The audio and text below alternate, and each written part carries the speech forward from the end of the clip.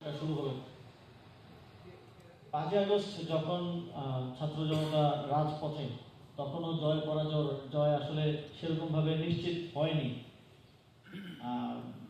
শেখ হাসিনা কখন পালিয়ে গেল? সময় একটায় সম্ভবত হেলিকপ্টারে করে দেশ ছেড়ে পালিয়ে গেল। কিন্তু আমরা যতদূর জেনেছি 11টা বাজে ক্যান্টনমেন্টে আমাদের রাজনৈতিক দলগুলোকে ডাকা হয়েছে, যারা রাজনৈতিক দলগুলো তো দেশের জনগণকে রিপ্রেজেন্ট করে ফর্মালি, এবং তারা স্বীকৃতি জানিয়ে সেখানে গিয়েছেন। আন্দোলনের কারণে তাদের যেতে বিলম্ব হয়েছে, কিন্তু সেই মিটিংটা ডাকা হয়েছিল 11টায়, যখন পর্যন্ত শেখ হাসিনা পালিয়ে যায়নি, বা পালিয়ে যাওয়ার সম্ভাবনা বা পালিয়ে যাওয়ার পেছনের যেই কার্যকলাপ বা আমাদের অভ্যুত্থান, আমাদের লং মার্চ গণভবন অভিমুখে, সেটা চলমান অবস্থায় ছিল।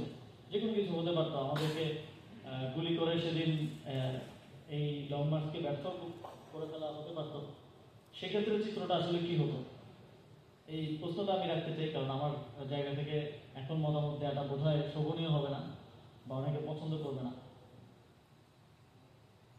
এবং আমাদের এই গণঅভ্যুত্থানের যে এজেন্সি বা পরবর্তী সিদ্ধান্ত গ্রহণের যে এজেন্সি, সেটা আরো অন্যান্য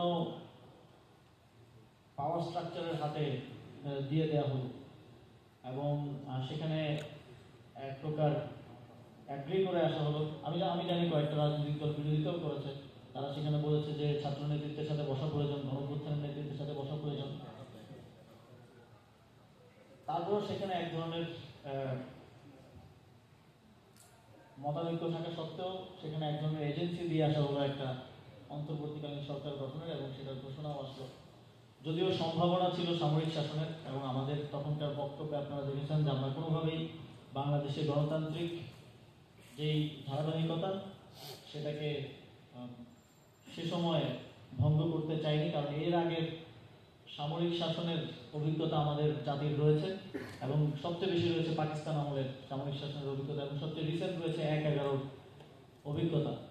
যখন আমার ডক্টর মোহাম্মদ ইউনূস স্যারের সাথে কথা হয়, তার নামটা যখন আমরা ঘোষণা করি, এর আগে নাহিদ ভাই এবং আমার একটা কনফারেন্সে কথা হচ্ছিল, তখন তিনিও আমাদেরকে খুব স্পষ্টভাবে এটা বলেছেন যে আমি যদি আসি তাহলে একটাই শর্তে আসতে পারি, সেটা হচ্ছে অথরিটি নিয়ে যেন আমরা কাজ করতে পারি।